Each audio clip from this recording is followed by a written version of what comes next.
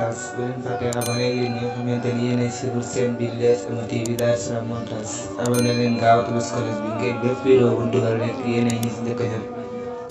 day tàmbali ay yoxo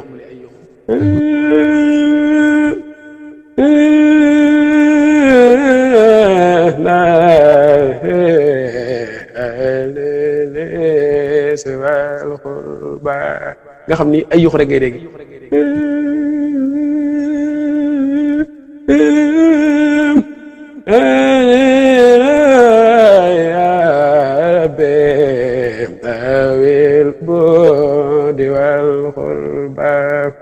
Musa wax waaye sidni loo man saa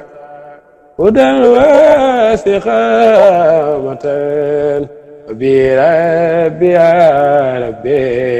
dawil budi wal xurba ma ngi soog a léegi nag xeeti jàngin yooyu ñoom niñ mën a fexe ba indi ko ci waaw te it am na it daaj ba xorom la fii mu ne ndax wasini lu man sa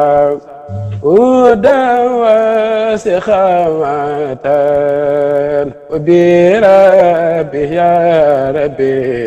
dawil budi wal xurba wabli bi kastixnam anil xalqi xahtiman liman joduhu xada jalal wabla munsabab habibi anisi fiq ihrabi wa turbati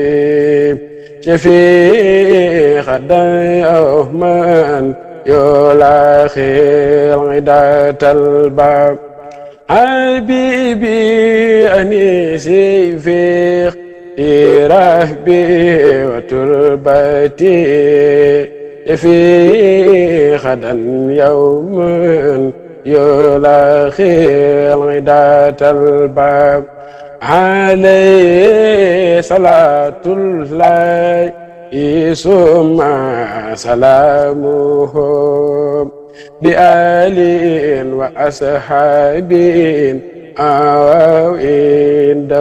خسبان إلهي أحيي كل لو فيني الأسى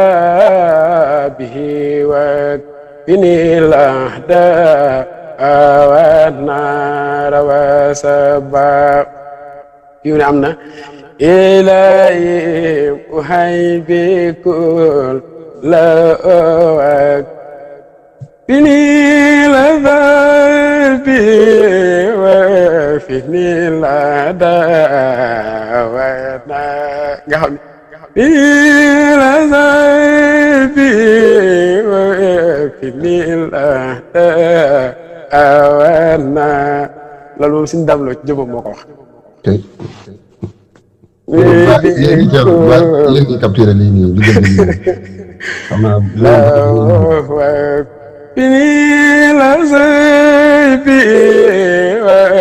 fini la da awana wa sabab wa khudni li ahli say liman xaay niman bi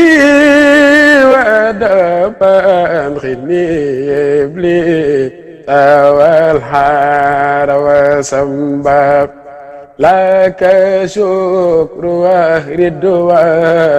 nu minni wa shaydi rakhibun atidun fil jazirati ma yumba xeetu ak xeetu jàngin yooyu la amee tey xam naa nga xanaa yéen daal lii daal moo xam naa bu dee am na ku capturé lii ne après na ma ko yónnee rek yàlla am na ca mag ña di fi mu ne ma nga foofa de waaw